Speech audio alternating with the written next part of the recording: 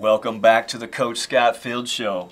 Here we are one-on-one with former Mr. Utah basketball, Jordan Loveridge. Jordan, talk about your year in the Pac-12. I mean, you were a Mr. Basketball here in the state of Utah. Mm-hmm. You played at West Jordan High School. Talk a little bit about your high school career, the honor of being named Mr. Basketball here in the state, and then taking your talents to the University of Utah. What's that like? What's it for like these young players who are 10, 11, 12 years old that look up to you and idolize you and would do anything to be sitting in my seat right now, right next to you, the star, and what should those players be doing so they could be the next Jordan Loveridge? Me and my dad kind of talked about that, when I was going to start playing high school. And, he just said it's a simple formula, it's hard work. It's the time you put in is the time you get out. So, we just got in the gym, we work on everything,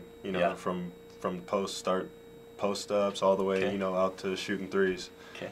Just ball handling, it was just everything, that helped me through high school, and now that's helping me in my career at Utah. So, in the summertime, in the off season, you also played some AAU basketball, but how many hours a day were you spending on each skill set, or how many hours were you in the gym each day? Were you lifting weights? Were you watching your nutrition? Were you just working on the fundamentals? Give me the day in the life of Mr. Basketball. What did you do? What time would you wake up? Give me a routine of a 24-hour day of Jordan Loveridge at West Jordan High School. So get up. My dad works a graveyard shift, so we'd get up and it'd be 5:30, Okay. 6. We'd go to the gym. We would start, with jump soles, Yep. get your legs burning a little bit. Yeah, that's right. Then we would start with ball handling, Okay. get your shoulders, arms warmed up. Yeah. Then we would just start in close, shooting close shots. Getting your mechanics down, getting your form, getting your rhythm. Okay. Then we would start just post-ups, simple post-ups. So was it like back to the basket moves? Back to the basket Okay. and face up. So about how long was you spending on each specific thing? So you did some ball handling. Was you spending an hour on ball handling, 30 minutes on ball handling? Kind of break it down. We'll be a little more detailed for the next Jordan Loveridge out there. We would spend, just up and down, with either going regular crossovers or Okay. between the legs, stuff like that. We'd go up and down at least four times, Okay. with each of those. Okay. And then, when we got to the post-up stuff, we would, we would do makes. So we would do like 10 makes or some days 5 makes. Okay. When we would do that. And that went along with all of my shooting drills, Before I got to Utah, we didn't have a gun, so my dad was chasing the chasing the rebounds around. That's right. You wore him out. What, did he lose 15, 20 pounds your junior year going to your senior year? He definitely, got a good workout, chasing the balls around. But that's love and passion there. Yeah, yeah. So we'd, 10 makes, sometimes at each spot. Yeah, each spot, 15 makes, 5 spots. Then we would, after we'd start in close, we moved out to the post, like I said. Yeah. Then we would just do, just mid-range jumpers, 10 makes, Wow. 5 spots. Then we'd go to threes, 10 makes, 5 spots. And then 50 makes there. and then we'd go pull-ups, either on the baseline or you can just do rip-throughs. Okay, so rip, 1 dribble pull-up. Yep, Okay. 2 dribble pull-ups. Just kind of just mix it up, what you're feeling like. Game shots. Okay. And then, then from the wings, you can get more, coming down in transition where you have a live ball. Yeah. And, you can go left or right, just work on your ball handling Sure. even more. Nice. 10 makes left and right. But there's a lot of footwork that goes to that too. Yeah. And so you got to have perfect repetitions, not just repetitions, correct? Yeah, yeah. So that's where it got tough, me and my dad to get in fights where it's like, I think I'm doing it, but, he's like, no, you're not. It's awesome. not right. It's not right, so... that's where we kind of... Dads, do you hear that? It takes time. It is an investment emotionally, spiritually, to get out there, put the hours in with your kids because it does pay off. But go ahead. Yeah. Thanks, Dad. Love you. So just from the pull-ups, then, then after that, then just end with free throws. And just, just perfect, shooting a free throw just because that's... Okay. You see a lot of games, it comes down to... There you go. 1 or 2 free throws. That's right. That's right. So... approximately how many hours a day was that in the gym alone, working on ball handling and shooting and pull-ups and back to the baskets and basically honing your skill set. How many hours a day was that? And did you do it multiple times during the day, or? Yeah, so we'd go in the morning, then I would go to school. Yeah. And then after school, we'd come back and kind of do a little bit of the same routine, but, we'd, focus on, I would go in and lift a little bit, and I would go so right after school, I'd go lift, and I'd be with John Madsen, former Ute. He's going to be John will be a guest on the show coming up real soon. Congratulations to him. He just got married. He's on his honeymoon, but he's going to be a guest on the show here in the next couple of weeks. But outstanding strength coach. Yeah. And you can see the visible results immediately if you follow his plans. And he does a great job. But yes, he will be on our show with us. But go ahead. Yeah, and he helped us with nutrition, everything. That's right. He's not just, and he personalizes the workouts. That's right. Towards you. Yeah, and that's right. For what I wanted and what he thought, would help me the best. You bet. So, I would do that right after school and then meet my dad back at the gym and, get in there, get more shots up, more ball handling. And it, every day, that's just how it was. Yeah. And that just became, at first, it was hard, of course, but then you get into a routine and, it just becomes, what you do. It's a lifestyle. Yeah. There you go. Good. So a lot of hours, a lot of sweat, a lot of personal sacrifices. I'm sure you got, high school friends that are probably wanting you to come hang out, socialize, people trying to tear at you, but that hard work does pay off. Yeah. You carried that work ethic and a skill set with West Jordan. How did you guys finish at West Jordan your senior year? We made it to I think it was the semifinals, lost to Lone Peak, and then they blew out Brighton in the finals. Okay. But yeah, it was a great experience. They were a great team. I think they've won the past 4 years. Okay. Yes. So, yes. We lost to a great team. Right. So, what is it like? How did you hear that you were named Mr. Basketball? Did it come in a phone call? Did a friend call you? Did your coach call you? Kind of put us in that position. You're sitting around. How did you hear Jordan Loveridge, Utah, Mr. Basketball? We were actually, me and my dad were at the gym actually, and I had a voicemail from my coach. Okay. And he told me, so that's how I found out. Awesome. And then came to school the next day. He just told me, congratulations. Told me what, they were gonna send me and what, it was all about and when they were gonna present it and everything. So what does that feel like to be named the best basketball player in the state? Is it gratifying because now it's like all the fruits of your labors are paying off, all the sweat, sacrifice, and support from your parents and family that allow you those opportunities to go out there and do those things? What is it? I mean, is it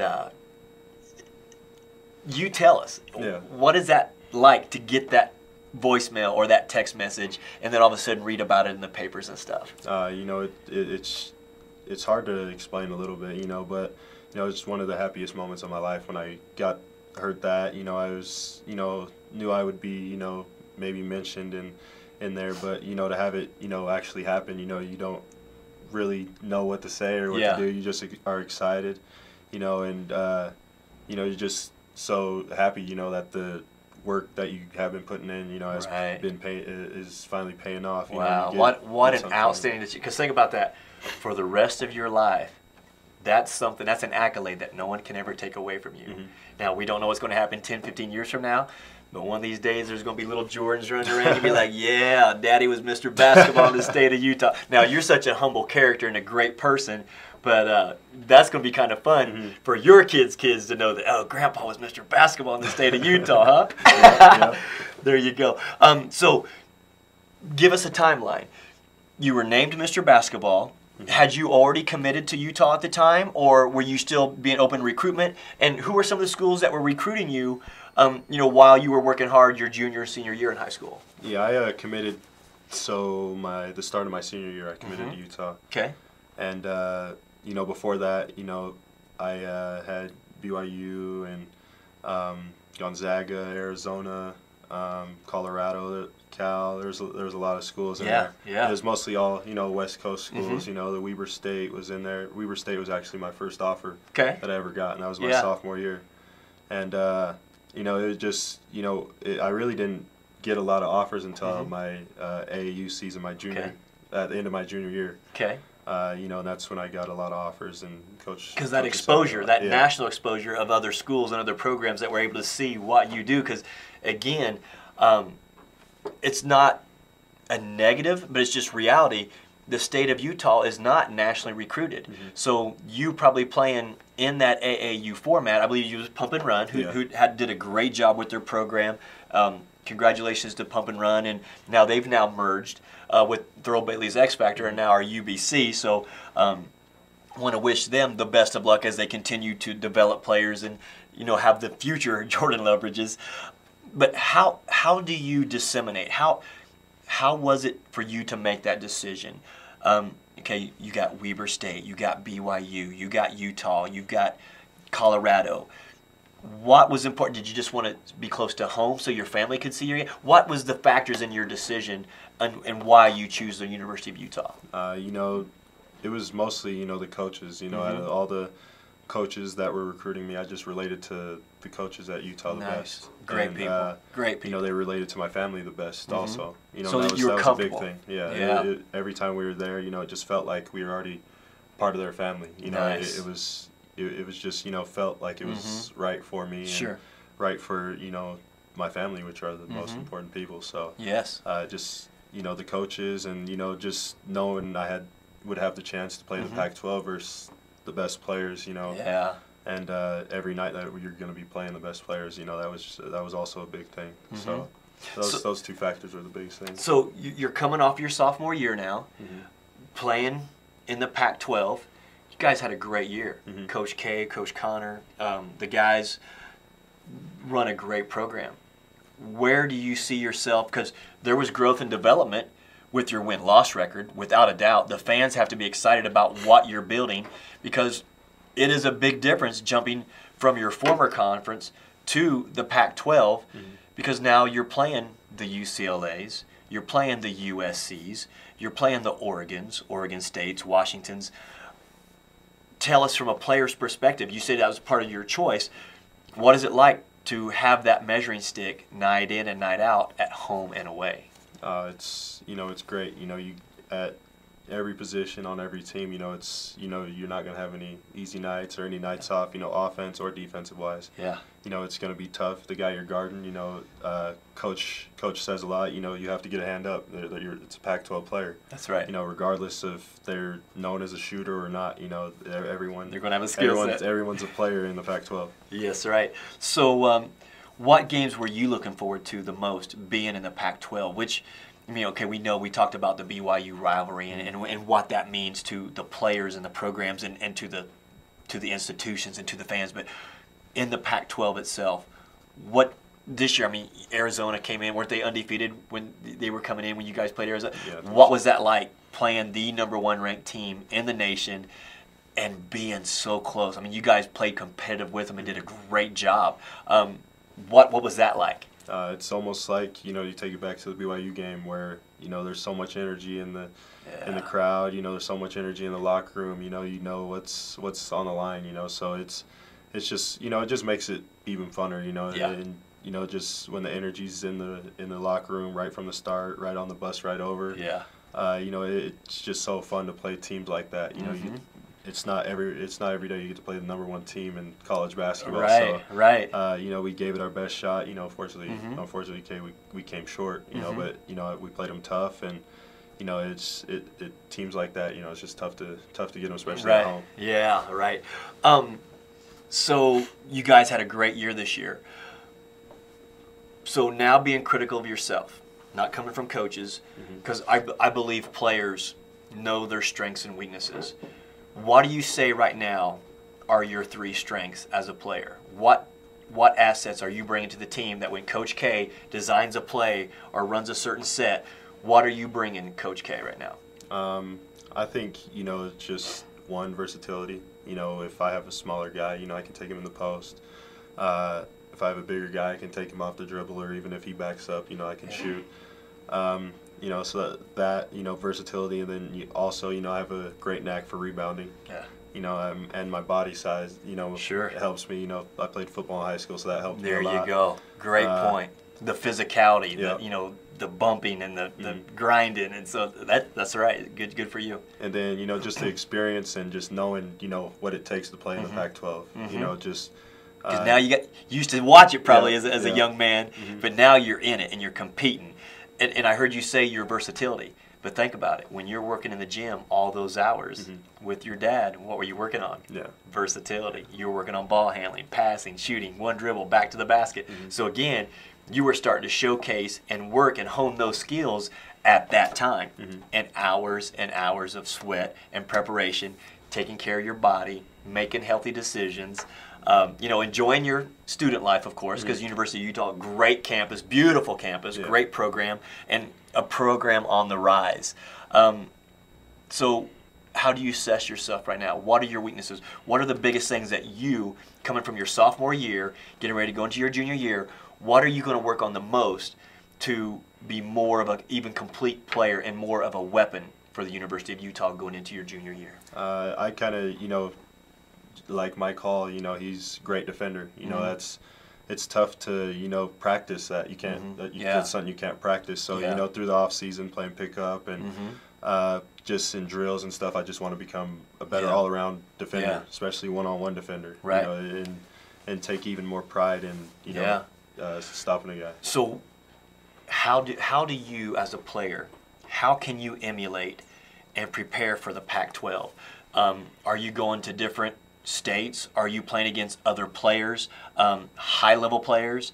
Are you playing against NBA players to try to hone your skill and get ready for that physicality for maybe even more transition into maybe a professional career after your college days? What are your aspirations after University of Utah days? It's been one of my dreams forever is to play professionally, either overseas or in the NBA, just to play versus the best players in the world. Yeah. And that's you hear people talk about it, you see it, and that's just one of the ultimate goals of playing basketball is to think one day you can make it a career, make something you love a career, and that's something I would love to do after the University of Utah.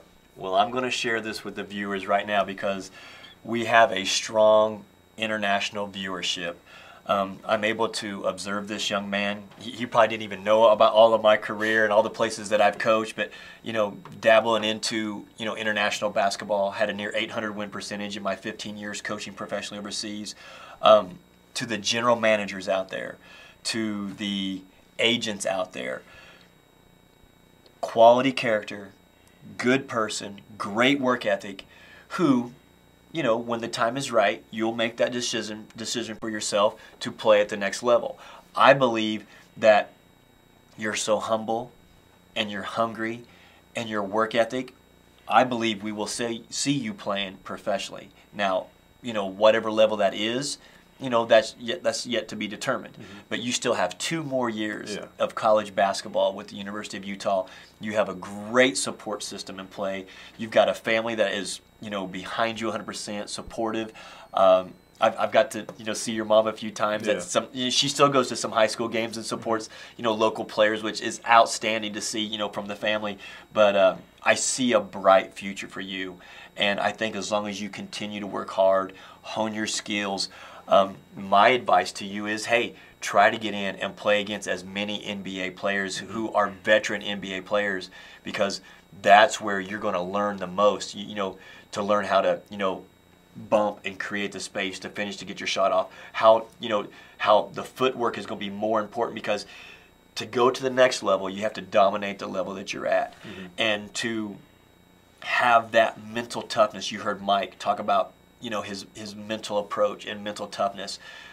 If you have that nasty in you and that competitive spirit and desire with your skill set, I don't see a ceiling for Jordan Loveridge, and I wish you the best, and I know you're going to have a great career, and I look forward to watching you the next couple of years, and I really appreciate you being on the Coach Scott Field Show with us tonight. You got one of your boys here with you now. Give him a little shout out. Yep, Kyle Kuzma, Flint, Michigan. He's a Flintstone, huh? He's a Flintstone. So Michigan State right now. I mean, you're in the background here a little bit, but what about these Sparties? I don't know. It's tough. What do you think? It's a tough loss. I don't know. They didn't come out with some fire next year, losing a pretty tough loss with the seniors they had. So. Okay. Well, come around here. Come around here with us. Let's get into this shot. You didn't even know. Man, this is live TV. Introduce yourself to the fans. Tell them a little bit about you, your background, and what you look forward to next year with University of Utah basketball. Well, you know, I'm Kyle Kuzma. Let me get down here with my guys down here. You know, I'm Kyle Kuzma. You know, Flint, Michigan. Came out Utah, redshirt freshman right now, and you know, I'm just looking to be a contributor next year and hopefully pick up some more wins next year. So it's gonna be a fun season. We look forward to seeing you guys compete next year in the Pac-12 and getting yourself into an NCAA tournament game and taking that next step. It's going to take a lot of hard work and dedication, but you've got the staff, you've got the support. I see great things for you in the program. So I want to wish you the best of luck. Appreciate you coming out and seeing us. Awful glad to have you on the show. So all you guys out there with the University of Utah fans, big things coming in the red up on the hill. So check them out. All right, we'll see you in just a minute. Let's have a quick little break here, and we'll come back with our third guest. But thanks to both these gentlemen for coming and being a part of the show.